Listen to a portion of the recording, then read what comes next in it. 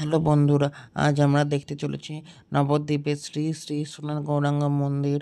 ইতিমধ্যেই আমরা প্রবেশ করলাম সোনার গৌরাঙ্গ মন্দিরে। এখন আমরা আস্তে আস্তে বিগ্রহের সামনে যাচ্ছি। একটা কথা আপনাদের জানিয়ে রাখি যে এই মন্দিরে কিন্তু ছবি তোলা একদম কঠোরভাবে নিষিদ্ধ রয়েছে।